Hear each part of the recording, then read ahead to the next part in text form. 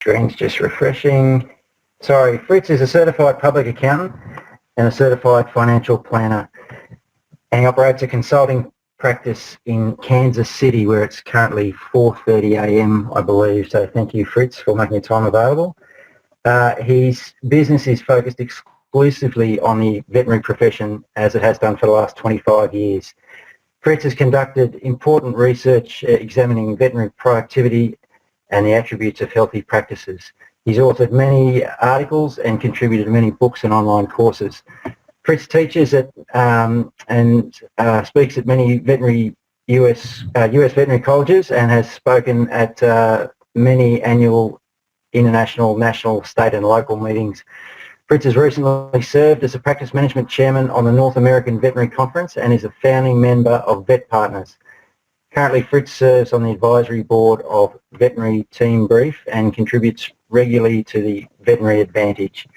So the process of this webinar is that we'll go for approximately 50 minutes, and that will leave some time for some questions. So towards the end of the session, you'll have the opportunity to type some questions. They'll be passed on to Fritz, and he's agreed to stay on to answer all of those questions. So Fritz, I'd like to hand over to you. Welcome, and thank you very much. Well, very good. Thank you, Paul. I appreciate that. And thank you all, and good evening. And I appreciate you joining us. We're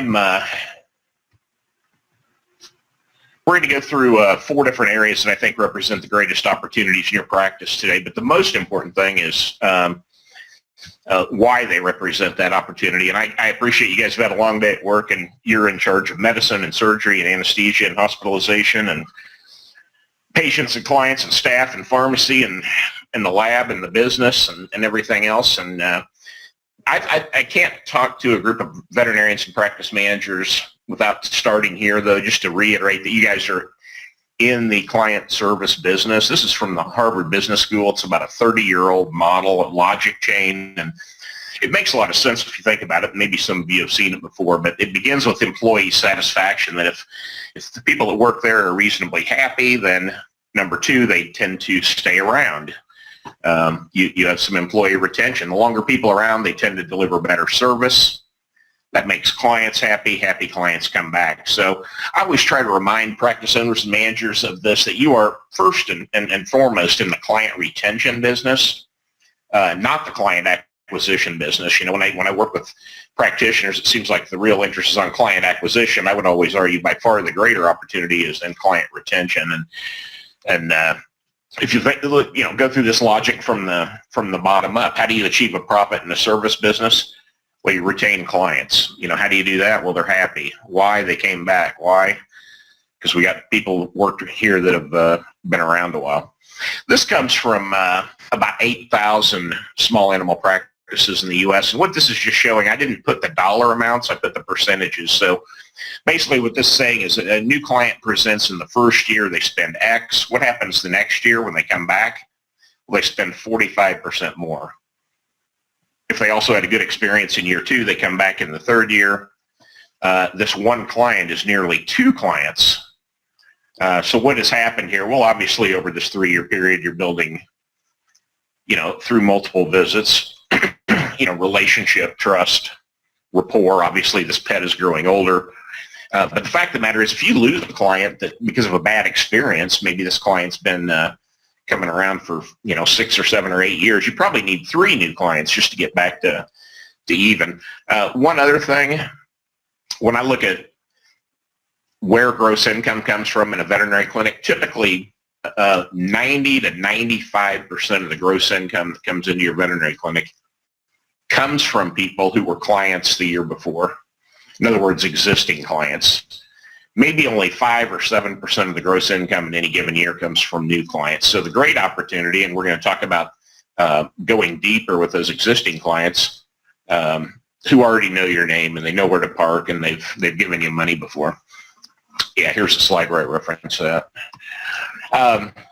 So to me, this is the mathematical equation that determines your success to a large extent or failure in veterinary medicine. You want this to produce a whole number, a number greater than 1. So you want the numerator to be bigger than the denominator. We know that Over time, clients' expectations are growing larger, so if the denominator keeps getting bigger, your challenge in veterinary medicine is you got to continuously deliver a better experience. And to the extent this equation produces a whole number, in other words, the experience is greater than what they expected, I think three good things happen. The client leaves thinking they got a good value. That doesn't mean low cost. You might be the highest cost clinic, but they felt like they got their money's worth. And then number two, I think they're very likely to come back. And then number three, I think they're also very likely to refer other folks to you. So I think your challenge in veterinary medicine is to continue to deliver a better experience to the client. I think that begins, probably when they look at your website. Is it mobile friendly? It's probably getting pulled up on a mobile device. Things like, can they get there quickly and easily? Is there adequate parking? I mean, it ends when they leave the veterinary clinic after their visit, or maybe even better if it ends after a telephone call to check in and see how things are going. So, it's true, as Paul said, I'm trained as a financial person, but I don't think you should make any change in your veterinary clinic unless, first of all, it benefits the pets. I think you have to be unequivocally certain that this is in the pet's best interest. I think otherwise it'll be, obviously it won't be received well by your staff. Number two, is this in the client's best interest? And usually number one and number two are perfectly complementary. But also I'm going to remind you there's some client pocketbook issues. Obviously as a client, I want my pet to live long and healthy, but there's some other things like, is it less expensive for me if you treat grade 1 or 2 periodontal disease, or is it less expensive for me as a client if you treat grade 3 or 4 periodontal disease? So basically, the longer we wait, the more expensive it gets for me. And then finally, the practice has to win. But that is not my primary. That's an output or an outcome of the process. Again, I'm trained as a financial person, so start with the basics here. How do we improve profit, increase income, decrease expense, some combination of both? My experience, just anecdotally with veterinarians, is that we first look here, where are the opportunities to cut back on expenses? And look, I'm the first one to tell you, you should monitor your expenses and make sure you're within the ranges. But I think, from a business perspective, I would try to convince you that by far the greatest opportunity to improve your business health is to focus on the top line. I would focus a very disproportionate amount of my time trying to increase income. So this is the equation, that I would really focus on in veterinary medicine. How do I grow my gross income? So there's really only two things I got to consider here. How do I increase the amount of dollars that people are spending when they visit? Or how do I get people to visit more often? Or when they are here, how do I get them? How do I provide more services? So you see the trends in the U.S. Those are sort of the mega trends that for as long as I can remember, and probably forever, the average charge has been growing. That it's true that clients on average are spending more every time they visit.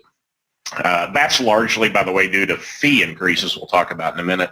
And then number two, the bottom side of the equation is where we've been very anemic here in the States, that probably for more than 12 or 15 years, the number of transactions in clinics have been declining, and there's myriad well-documented reasons for that.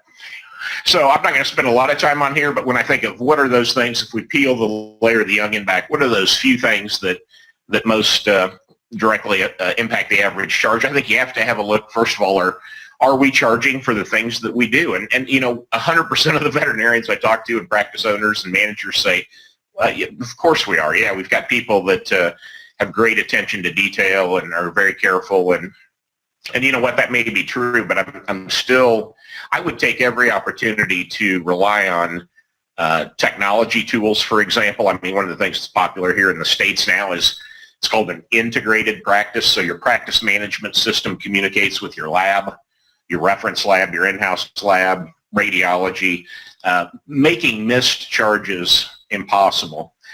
There's other, I usually recommend Mark Opperman's book, The Art of Veterinary Practice Management. He devotes an entire chapter to what we call, or accountants call, internal controls. So what very specifically can the receptionist do to try to make sure that the things that happen in that exam room end up on an invoice? What can the exam room technician or assistant do? What does the doctor do, et cetera, to try to plug these holes? Because my colleagues and I estimate, one of the top accounting firms, Witchett and Associates, estimate as much as 20% of the things that happen in a veterinary clinic don't get charged for. And if you think about that for a second, if you had a 20% profit margin, that would make you an enormously healthy practice in most parts of the world. And what my colleagues are suggesting is that maybe 20% of the work that's getting done isn't getting charged for. So I don't think you can ever check, double check, triple check too much on, do we have all the holes plugged? Are we charging for everything that we do? Second on that list and beyond the scope of this conversation is your professional fee schedule. We figure that there are around 5,000 transactions a year per doctor. So if you got, a 2-doctor clinic, you got 10,000. I'm not suggesting the doctor sees obviously 10,000 clients or patients, but if you just take the total transactions at the end of the year for the clinic, divided by your number of doctors, it's going to be it'll be between 4,000 and 6,000. So you've got, in a typical clinic, you've got 10,000 or more transactions. Well, 10,000 times anything is a big number. So, your fee schedule is pretty omnipotent. Number 3, we find that typically the more time the clinician spends with the client, the more things they find to do, the more services get rendered, and then finally improve compliance, and that's one we're going to talk more about. On the other side of the equation, you'll see improved compliance at the bottom of that one also. So let me explain that. So improved compliance. If I'm in your clinic today and you send me home with a flea control product, I probably did not buy a year's supply, so I'm going to come back and get more. You send me home with my dog's overweight or obese, so you send me home with a therapeutic diet, I got to come back and buy more. My dog's a senior, so you do blood work. You invite me back in 6 months later. So improved compliance is purely unique in that it positively impacts both sides of the gross income equation. And then here are some other things. I'm not going to, again, spend time on each of them, but some other things here that notably impact the number of transactions. Just on that second one, leverage and delegation. There's different models. There's different ways of delivering veterinary care. And, a typical clinic in the U.S. is going to be probably 1 or 2 doctors and probably 5 or 7 staff members. And that sort of produces these regular results, So in the U.S., maybe gross income in that veterinary clinic of $1 million or so.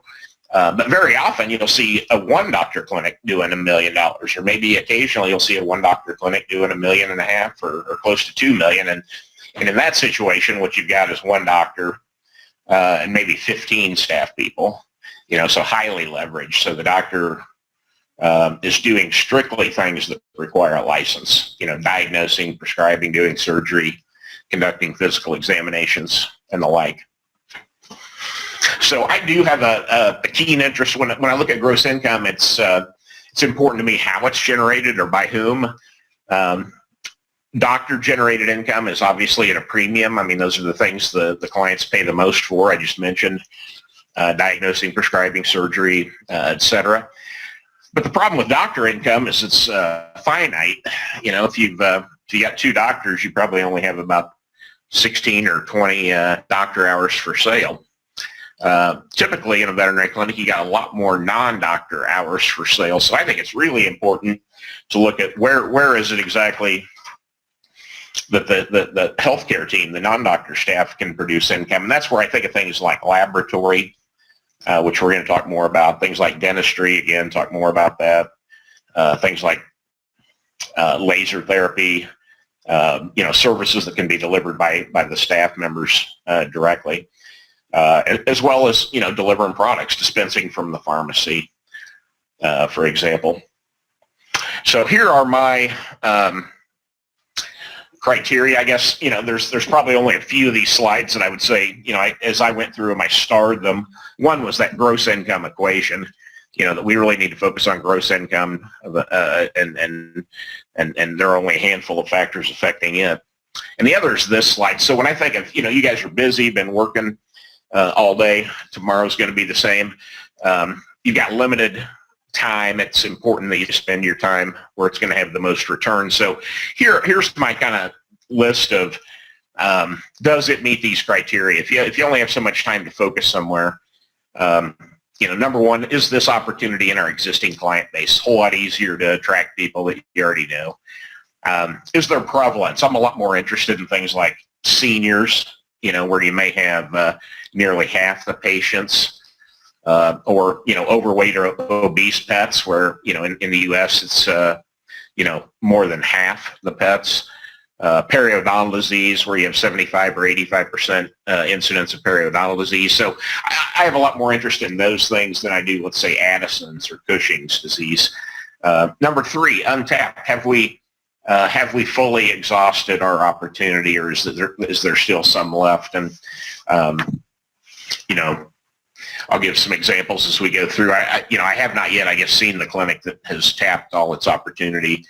Number four, boy, any opportunity becomes much more attractive to me if it can be done by a non-doctor. Just again, in the spirit of you have more non-doctor hours for sale every day. And then at least in the U.S., number five, where we've been anemic for so long in terms of generating transactions, and the door has not been turning quickly enough at the front of the clinic.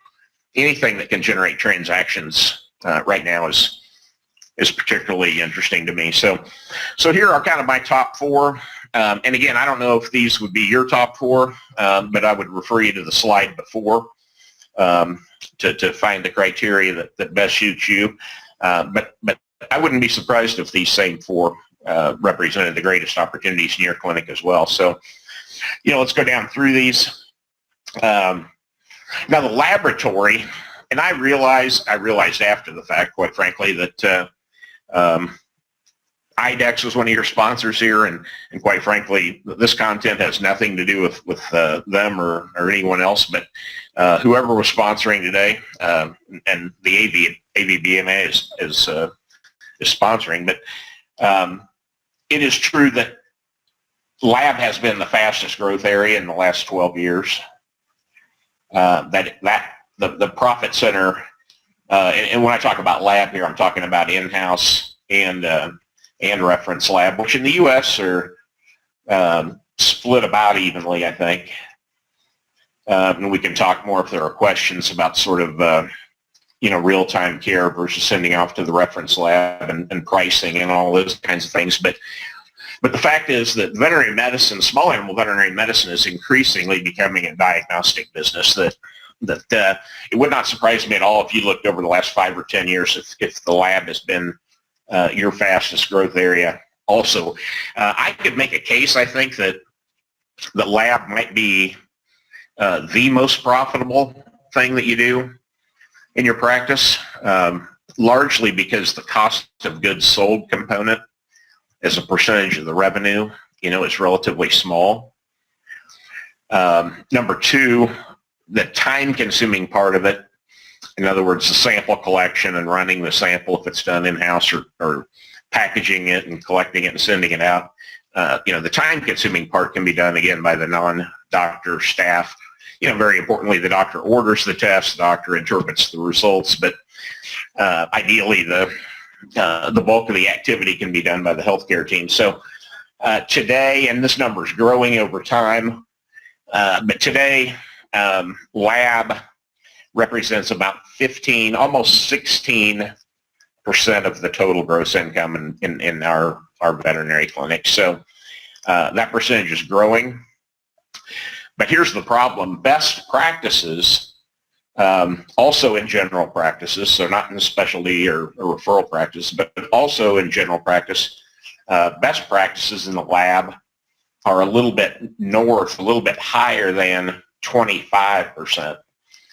So 25, 26, 27.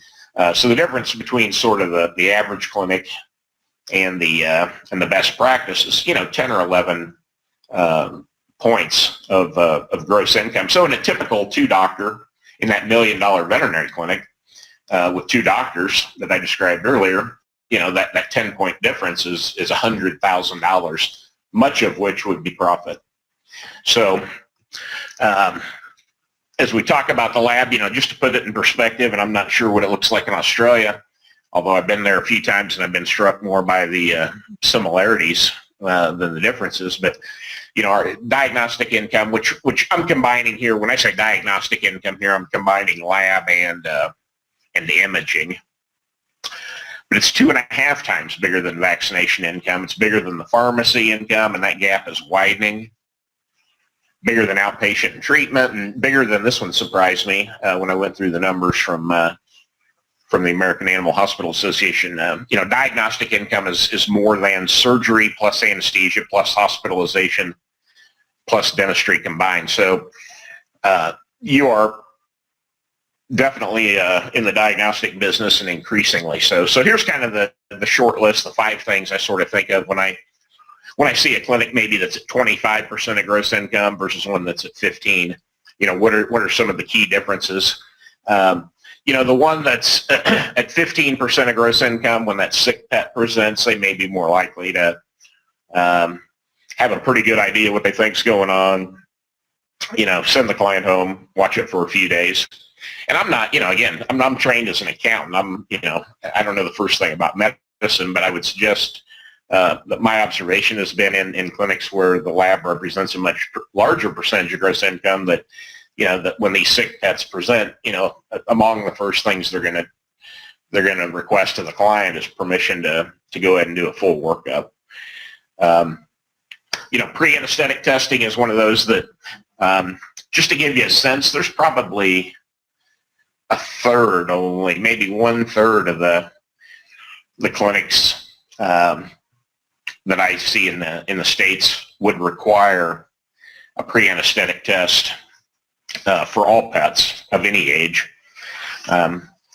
There's many of them would require it for, at-risk pets or seniors. But quite frankly, it's interesting to me because we have this corporate group that's inside of these very large pet stores. The large pet store is called PetSmart, and there's a veterinary clinic inside of it called Banfield. So this is a place, it's a mass market type of appeal, and they have required pre-anesthetic tests. Looking back here through my notes, for 16 years ago, they began making pre-anesthetic tests required on all patients of any age. And the only reason I throw that out, I don't hold them up as some beacon of, the best medicine, but they have 275,000 patient visits a week, in their 1,200 locations. So they've got a real good sense for what the public will buy. And by the way, there's no waiver you can sign to opt out of it in this case. It's just, and I've asked them, what do you do if you don't want to have the pre-anesthetic test? And they said, well, you have to go somewhere else. And so they track that kind of thing. And fewer than 1% of the people go someplace else. So I'm just suggesting clients' fear of anesthesia may be greater than it should be. On the one hand, I'm not suggesting you capitalize on that in an unprofessional way, but one of the questions, as someone who knows nothing about medicine, one of the questions I always like to ask veterinarians is, like on this question, pre-anesthetic tests. My question for you would be, if you could do it for free, would you? If you could do it and it wouldn't cost you or the client anything, would you do it? Would you like to know those results? If it didn't cost anything. And I guess, 100% of the time I hear veterinarians say, well, yeah, if it wouldn't cost anything, sure, it'd be nice to know. So then that tells me it's not a matter of medicine at this point. Maybe it's just a matter of how do we figure out how to get the client to say yes. So I'm convinced that, and another thing about, and this is one of the things I love about practice management, is very few of the decisions we make are irrevocable. or irrevocable. I'm not sure which. In other words, you can change your mind. So let's say you offer pre-anesthetic tests now, which, by the way, think about that for a minute. Offering a pre-anesthetic test sends a really strong message that it's not very important. After all, if it were important, you'd require it. Number two, it's an incredible abdication of your authority as the professional, as the veterinarian, because you're now asking me, the pet owner, you're asking me to make a medical decision that I'm perfectly untrained and incapable of making. A lot of people will confuse, if they make it optional, they'll confuse a high compliance rate. Because yes, if I'm dropping my pet off for surgery and now I'm thinking bait and switch because I thought it was going to cost X and now it's going to cost Y and I'll go ahead and sign this thing and have you do the work, but I'm going to, you create a lot of ill will. I'm thinking you took advantage of me at a very vulnerable time. So I think you're better off pre-anesthetic tests, just put them in the protocol, put them in the estimates or treatment plans. Just make it part of business as usual, and I think you'll be surprised. If, on the other hand, you didn't like that, if you got negative results, we'll go back to making it optional again. It's not an irrevocable decision. Let's skip down to senior care. I'm going to talk more about that in a minute, I guess, the next slide. Annual preventative screens. I just think if a client's coming in there and I think you need to give a chance to say yes to blood work, even young, healthy pets. I think, let's go back to my criteria. Does the pet win, first and foremost? Well, when you do an annual wellness screen or preventive screen, only two things can happen. Either it's, normal or abnormal. If it's normal, I would suggest, wow, let's celebrate that. You got a great baseline, for that particular pet as it ages. Fantastic. If you have an abnormal, well, even not better for for the pet or the client, but you've got an early diagnosis. You got, maybe a better prognosis, maybe less expensive for the client catching this earlier on. And then I think tracking those, what clients get is when you can show them that you track those values. And we're going to talk some about show and tell. I think in veterinary medicine, we tell a lot. We use a lot of oral communication, and I think that's okay. But I think we've got to augment it with a lot of showing. And for example, I think one of the real powerful things you can do is show clients these results over a period of time, and that's how you're tracking changes to liver function or kidney function. Long-term meds, the bottom one. My bet is you could contact your reference laboratory, and they should be able to provide you, I would think, with a list. If not, I'm sure you can find some online of long-term or chronically dispensed medications and the attendant lab work recommended by the people who got the drug through the approval process. And the frequency of that lab work. So I think one of the things clinics should do is, let's say it's an NSAID, let's say it's a carprofen maybe. So what do?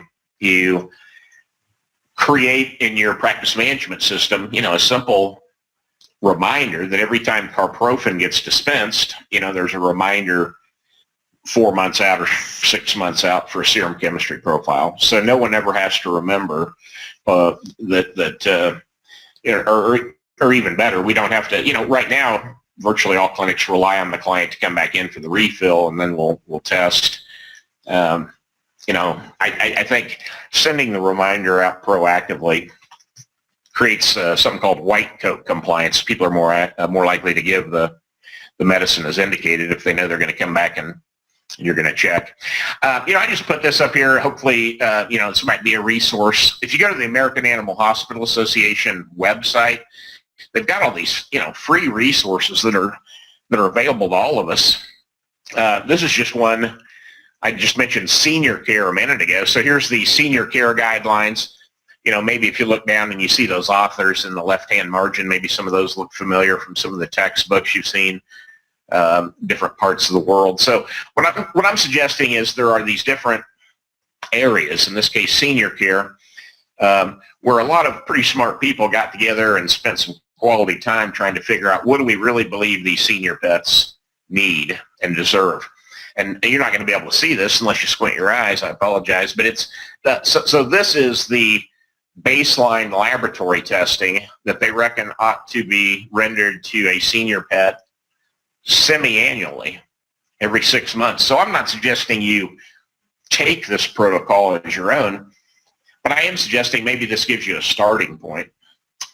And they have these not only for senior care. I mean, they've got them for diabetes, they've got them for vaccines, they've got them for pain management, they've got them for nutrition, they've got them for dentistry, as we'll see in a minute. So just, some good free resources out there. Some people have already spent a lot of time thinking through these things.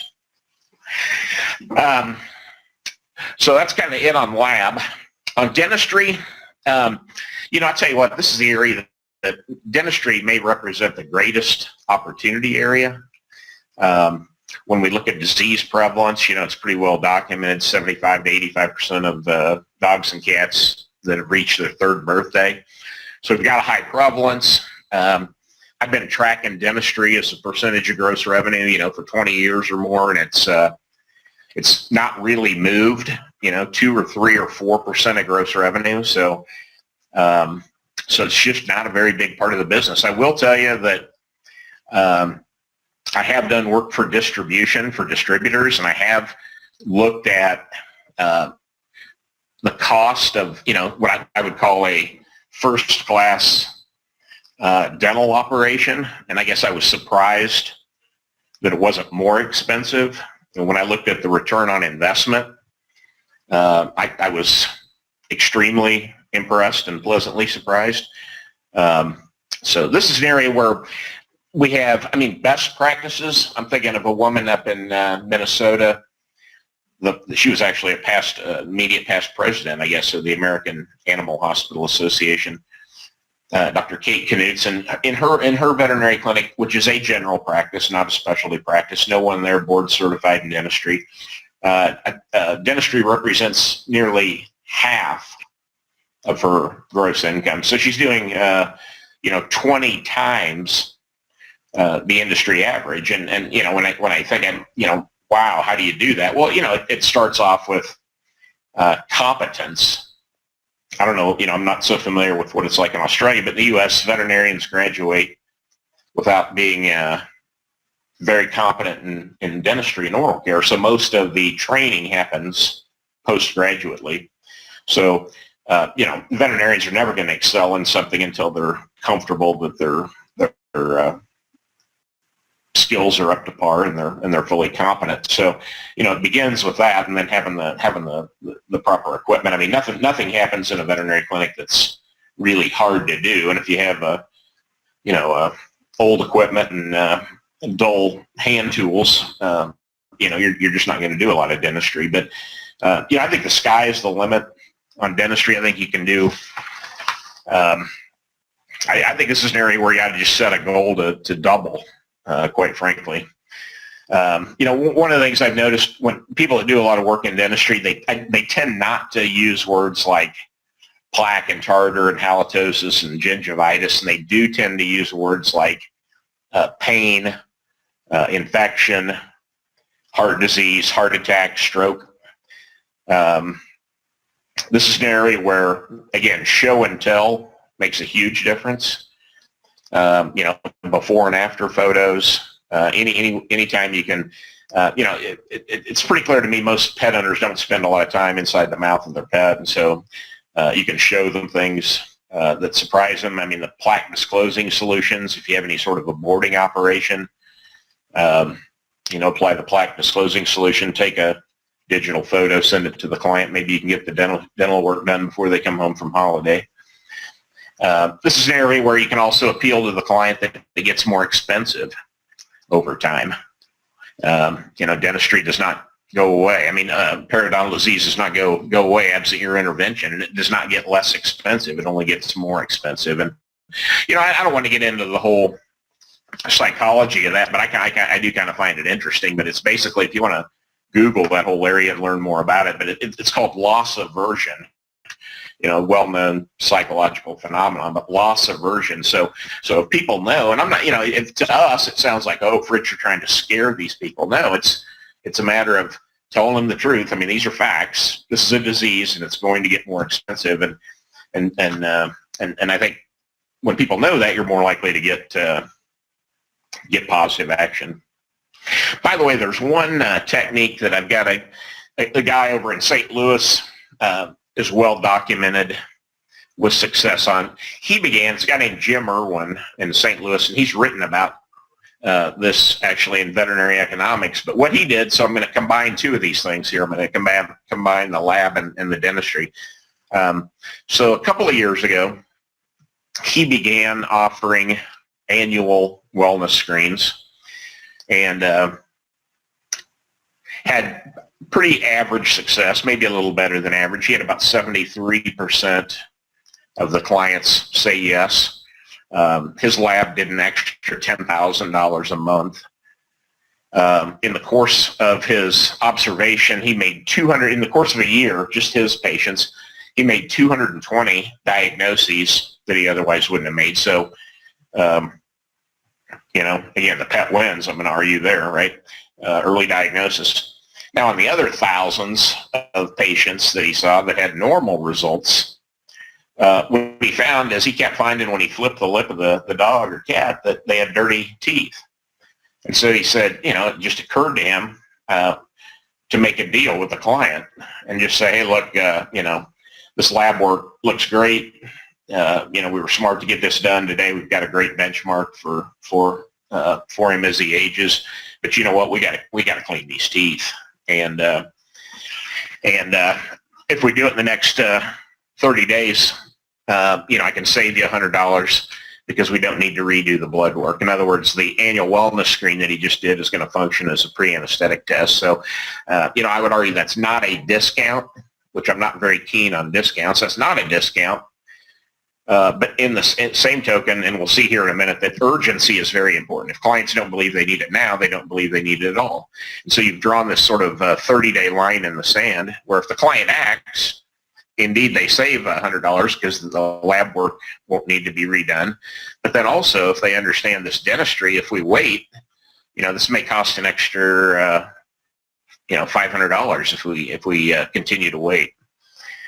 So we could spend all day, I think, on dentistry. Again, if you go to the American Animal Hospital Association website, free to non-members and the general public, you see, these implementation toolkits.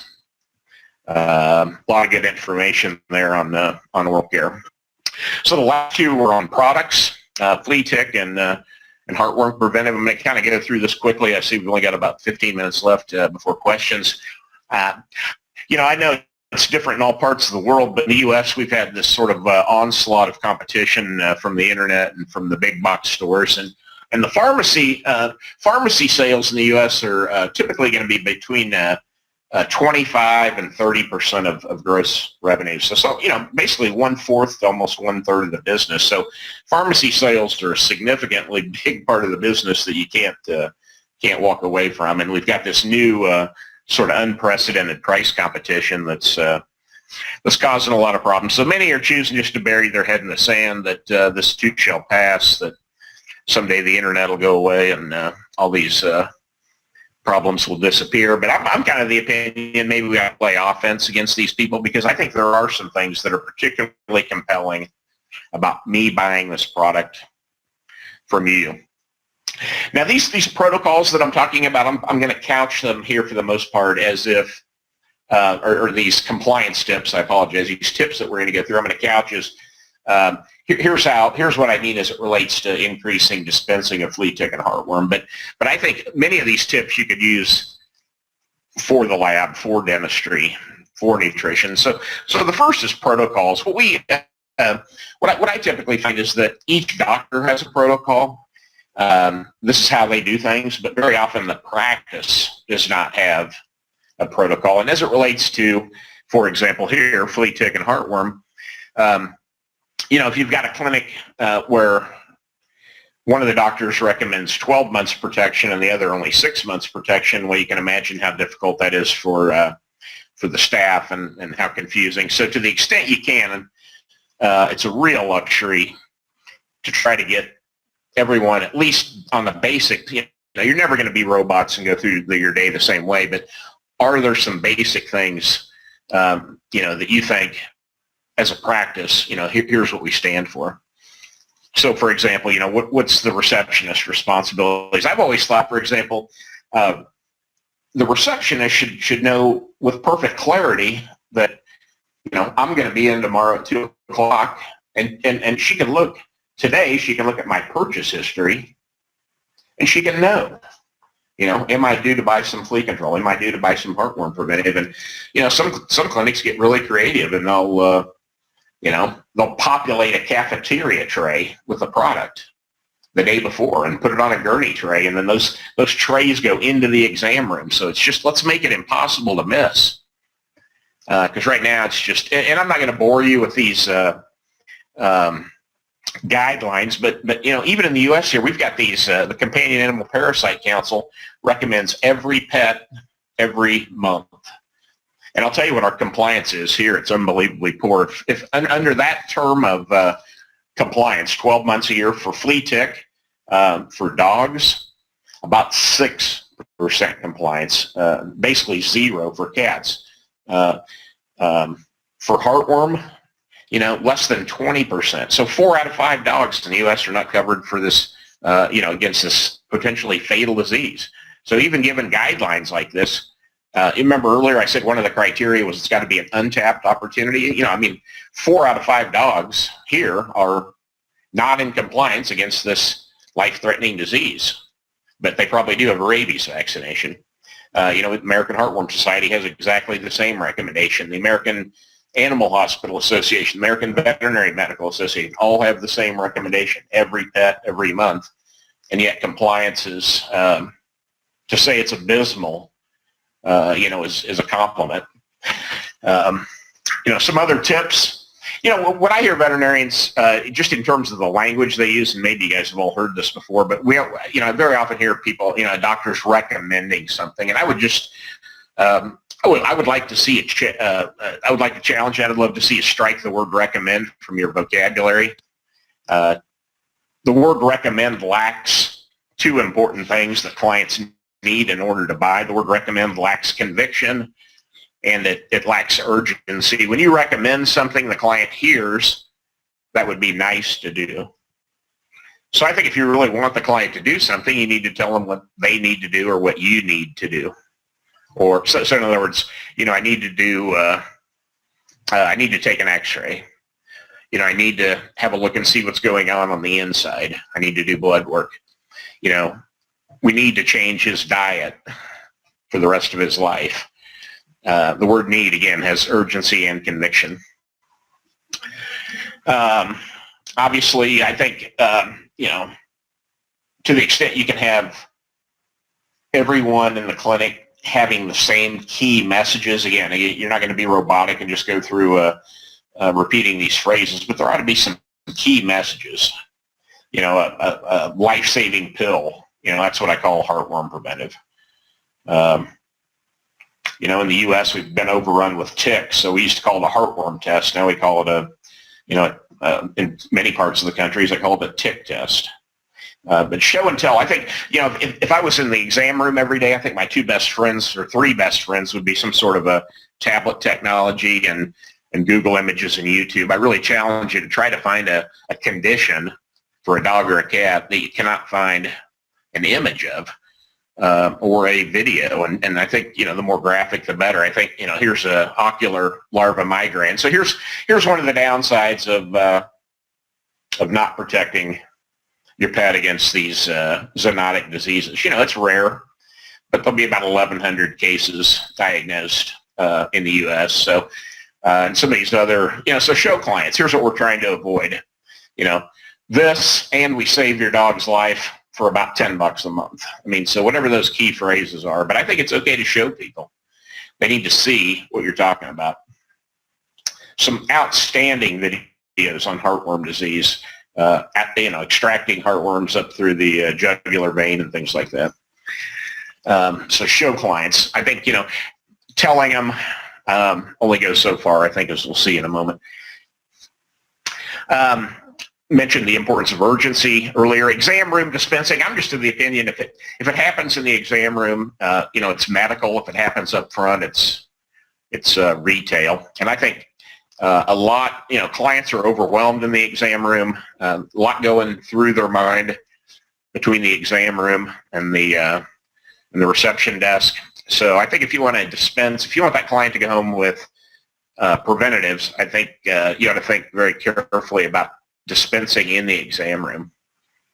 I think when you make a commitment to, the clinics, we had a series of meetings last year across the country, and many of the clinics grew their dispensing business by 25 to 30%. One of the things they did, in addition to setting very specific, measurable, action-oriented, realistic, and time-bound goals, is they made a commitment to, we're going to engage every client, every pet, every time. And you guys know how that works in your practice. You lose momentum at some point during the day. And so they would have these periodic staff huddles, even if only for a few seconds, just to recommit every pet, every time. We got to keep talking about this. Anytime you can quote authority, so these are just sources I used, but maybe, maybe there are some associations or different trade groups that have position statements on preventatives in Australia. Social proof, I think, is very, very important in veterinary medicine. So in other words, tell me what other people do, So I think language like, we have the best clients, they give this life-saving preventative to their dogs and cats every 30 days, their entire life. Or, Fritz, you're in good company. Most of the Labrador retrievers we see around here are, a little bit overweight. Or, Lauren, you're in good company. Most of the adult dogs we see here have periodontal disease. I want to be in good company as a pet owner. I want to do what other people have done. So tell me what other people have done. Anytime you can use prevalence maps of disease, particularly as it relates to these parasites, I think it's probably nothing more compelling to clients than that. But I think, as it relates to the pharmacy, I think you got to get everybody in a room, and nobody gets out of the room until you answer these questions or this question. What very specifically do clients get here that they don't get anywhere else? And, hopefully one of those things is a reasonable or competitive or a fair price. That's always a good starting point. But there ought to be a laundry list of things that I get if I buy this at your clinic that I'm not going to get anywhere else. And then I think whenever you're talking, this applies to anything, if you're ever interested in improving anything in your practice, I think that before you even really contemplate those first steps, I think you need to take a step back and take a little inventory of, why is it, why aren't we doing as well today as we might? So try to identify those obstacles in advance. I've got data from all the pharmaceutical companies that demonstrate that the quickest way to destroy dispensing is to dispense a single dose at a time.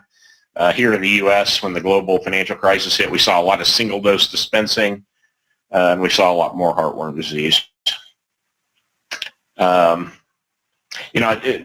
There's no reason to me, if you send somebody home with a six-pack, that in 6 months they're going to need more. You send them home with a three-pack, in 3 months they'll need more.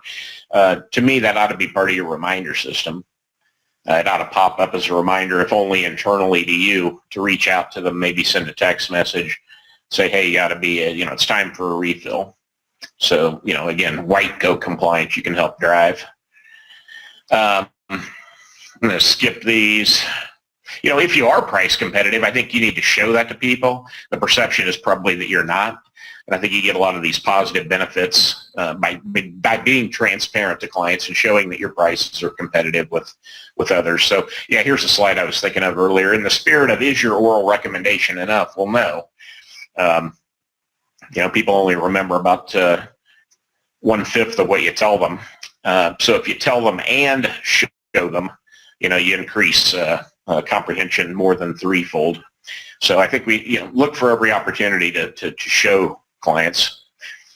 Again, competitive product prices have been one of the things that have been turning people, or lack of competitive product prices have been one of the reasons why the number of transactions here has been anemic. We are starting to see a big increase in the last couple of years here of veterinary generics, and And I do think there is a role for them, and I do think it's a promising role in the future. And I just got a few minutes. I just going to go through nutrition quickly. Everybody seems to believe, of course, nutrition impacts health and longevity, and yet, veterinarians sell in the U.S. Virtually no pet food. And this is pretty consistent around the world. So we just look at one disease incidence like obesity, and we were managing that disease clinically. And if that's half the pets. And we're only selling 3% of the food now. I mean, I'm sitting there thinking, my gosh, we'd be selling 15 times the amount of food we're selling now, all in one category, weight loss, if we were just in that one category.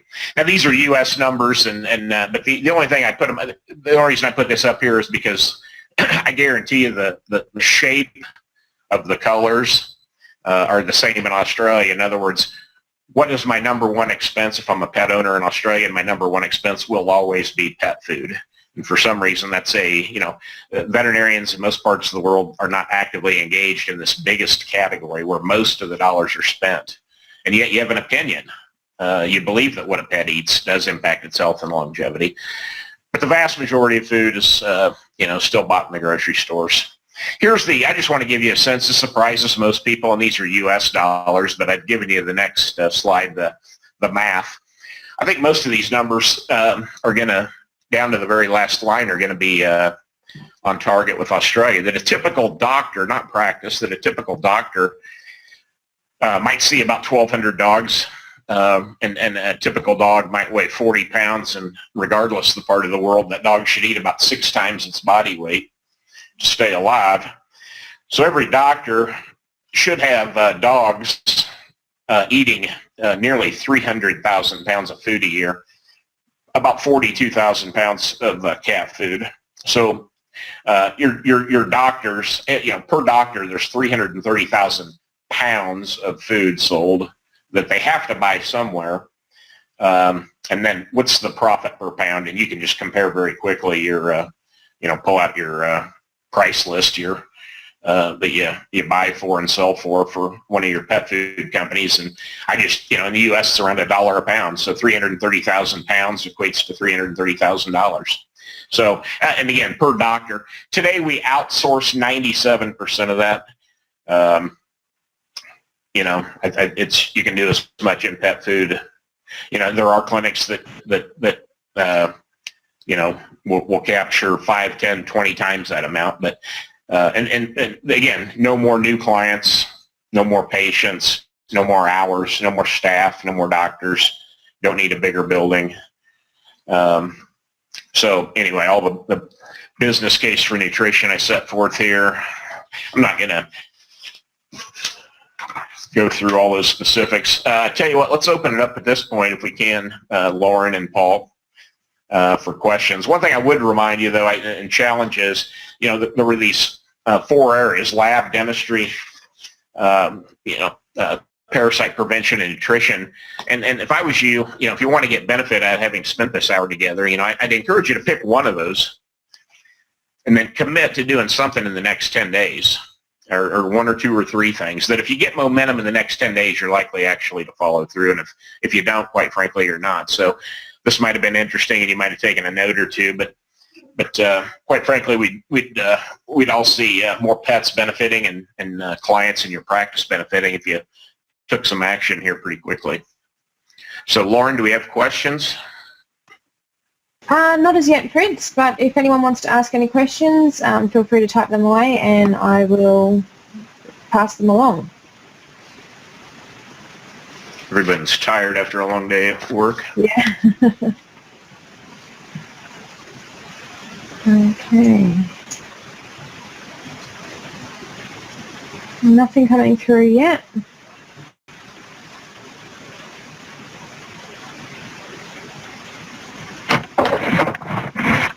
So Lauren, while we're waiting for a few questions, can you just confirm this presentation will be available for download from the website? Is that right?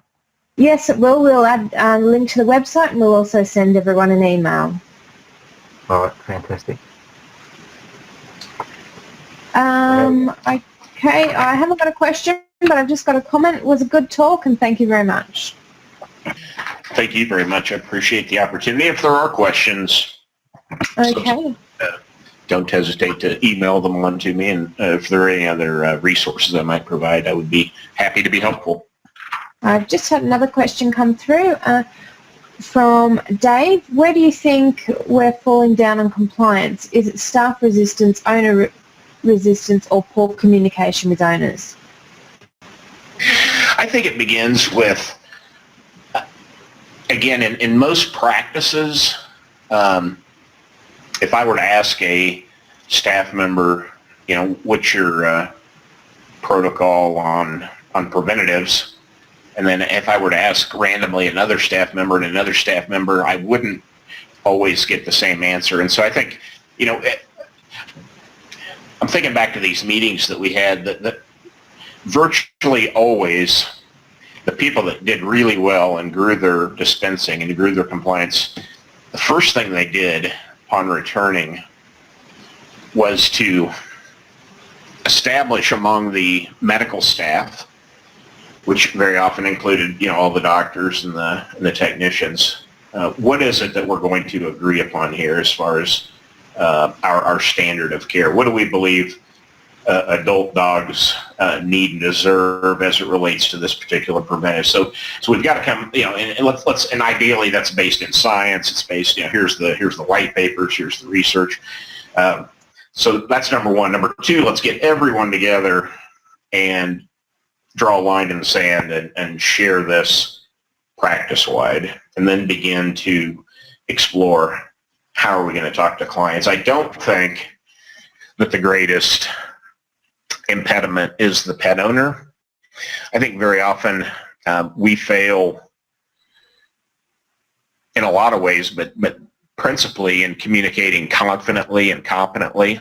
And again, I go back to what if this stuff would be easy if it were free, right? I mean, if none of these things cost the client anything, I'm pretty sure the doctors and the healthcare team would be a lot more aggressive in recommending these things that we know need to be done. I mean, the pet, if it's over this particular age or if it's a candidate for this particular surgery, would benefit, or we would benefit by having this knowledge of liver function or kidney function, or that this pet would likely live 2 years longer, and that we would delay the onset of osteoarthritis by at least 2 years if this pet were able to slim down to its ideal lifetime weight. But sort of the thing that makes, I think, a lot of us uncomfortable, whether you're a doctor or a non-doctor, is the fact that those things cost money. And I think one of the things the healthcare team has to understand is we have an obligation, to the pet and to the pet owner to give them everything they need to maximize that pet's health and longevity, and then those things aren't free. But that's your obligation, is to just remind yourself. I think we're the spokesperson or the advocate for the pet, and to not recommend those things would be a disservice, or to not recommend them confidently and competently. Because you guys have all seen, the cases that you wish you would have done in the dentistry a few years ago, or you wish the client would have heard the recommendation better. And I think another thing is that very often we don't like to, and this is, I think, an important one, we don't like to, the worst thing we can do, right, is make a client feel bad or guilty. And so one of the things I find pretty often is if in the client record it says client declined, then often there's great reluctance to bring that topic up again. So it might have been weight loss, it might have been oral care, it might have been heartworm test, it might have been heartworm prevented, client declined, weight loss diet. And you see that in the record, and most people then steer entirely clear of that because thinking the client might be hostile to the idea. And I think instead, you need to look at that and say, you know what, there's going back to the stats that I just showed you on 20% of what you tell them they might remember. Quite frankly, I think in a clinical environment, it's less than that.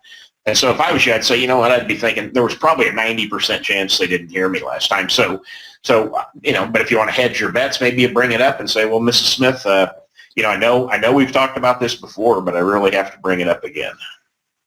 And, because you do need to bring it up again. And chances are she did not hear you last time. Or, I'm just amazed at the level of client, I'll use heartworm disease. I mean, when I look at consumer or pet owner research, I mean, a minority know that heartworm disease is transmitted by a mosquito, that it can be fatal, that at a minimum it's very expensive, that permanent heart damage is done, that the pet would need to be confined with little movement or contact for a period of weeks or months. I mean, none of that. Clients think the cost to treat heartworm disease would be on par with the cost to prevent it. That you'll just give him a pill and everything will be fine. So I think we do to the extent we can all get on the same page and do a better job communicating to clients. I'm convinced compliance will take care of itself. That sure, you'll have some clients that say no, of course, but I think most of them want to do the right thing and will find a way to. Thanks, Fritz. I think, Lauren, you've got two more questions. Yes, from Brooke, what percentage of income in an exceptional practice would food sales constitute? What kind of sales, I'm sorry? Food sales? Food. It averages about 5% of gross income. It's pretty rare to see it more than twice that. It's, okay. In other words, what I find, and that's kind of deceiving when you look at it that way, because clinics, if I find a clinic, I'm thinking of a clinic I just visited near Phoenix that does exceptionally well and has grown. They've been, nearly doubling every year for about 4 years. And they do a huge amount of food. But at the same time, what you find is clinics like that, they also do pretty well in every other area. You know what I mean? They tend to, it's a state-of-the-art hospital. They do a lot of lab work. In other words, they do well in other areas, not just food. So as a percentage, it's hard to move it. I rarely see it above 10%, but 3, 4, 5 is the normal here. And it is twice that in Canada for whatever reason. Canada, I think, probably has the greatest pet food sales per doctor that I've seen anywhere in the world. Okay. Well, and Lauren, you have one more question. We might look to wrap it up after that. Yep, just one more. From Moss, do you think bundled healthcare packages are a good way to boost profitability? So let me make sure we're using the same language. When you say, are you talking about like a wellness plan where a client would pay like on a monthly basis sort of thing? I can't. Yes, a wellness plan. Thank you, Moss. I think the evidence on wellness plans, just a quick background on that. So this is where a clinic would design a menu of services, typically by species, obviously, in life stage. So if I had an adult dog, I might opt to participate in it goes by any number of names, preventive care plan or wellness plan that provides this menu of services to me, and I would pay for that typically over the course of the year. And there's those have become pretty popular. They're still not widely in the U.S. Still not widely prominent, but they've been very popular as far as like topics at the trade shows, probably for about 3 years now. And we're just now, this is really the first year we've got pretty good evidence. Now Banfield, again, these, the 1,200 practices that are inside these PetSmarts, they have offered wellness plans from the outset, I think, so let's say for more than 15 years. And I want to say they document, I think, about 80% of their new clients enroll. So, there's lots of things I could say, here's why this makes sense to me. You build it into the client's monthly budget. Clients are used to paying for life on a monthly basis.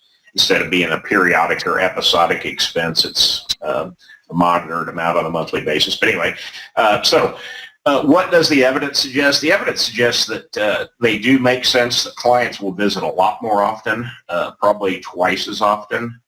So again, in the U.S., where we're very concerned with the number of transactions being anemic, and we're interested in getting more people through the front door, they've been very effective at that. The average charge per transaction takes a dive, as you might imagine, because you're seeing people much more often for a fixed amount. But overall, yes, they do increase profitability and somewhat dramatically. Two other very large corporate groups. So one, Veterinary Centers of America. They have about, I think, 750 clinics in the U.S. They tested it last year, I think, in about 20 or 30 clinics. This year, they're rolling it out to the 750.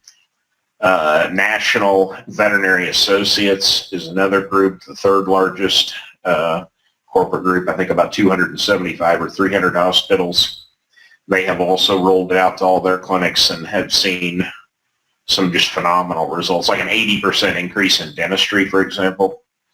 Because one of the care options, usually it's not just one option, but you might have gold and silver or platinum, or but one of the high-end options is likely to include oral care, and so I think the evidence is in that yes, they do make good business sense. All the sort of the three prominent, Banfield, VCA, and National Veterinary Associates are all in, and it looks like all the evidence I've seen, and I've got probably half a dozen clinics I've worked with individually where I collect their data, and it's very clear to me that that it is representing increased net income. So what I usually encourage people to do in that area is, start small.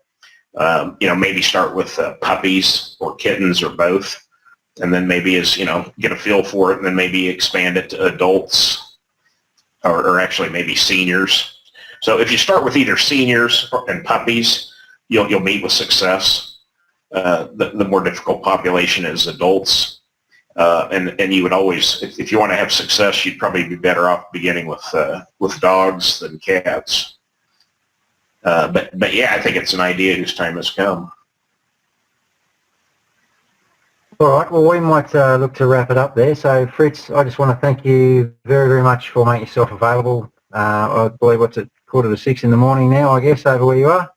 So, it's a good start for the day, Paul. I appreciate the opportunity to participate. Thank you. No, thank you very much. And just a reminder to everyone that the fourth and final webinar in this series is on the 28th of October. Details will be on the website. Lauren has indicated that she'll email links to the recording of this webinar to those who have registered, and it should also be available on the website. So look, thank you all very much for attending. We really appreciate it. And a special thanks also to IDEX, who have made it possible. Thank you all, and good evening. Thank you.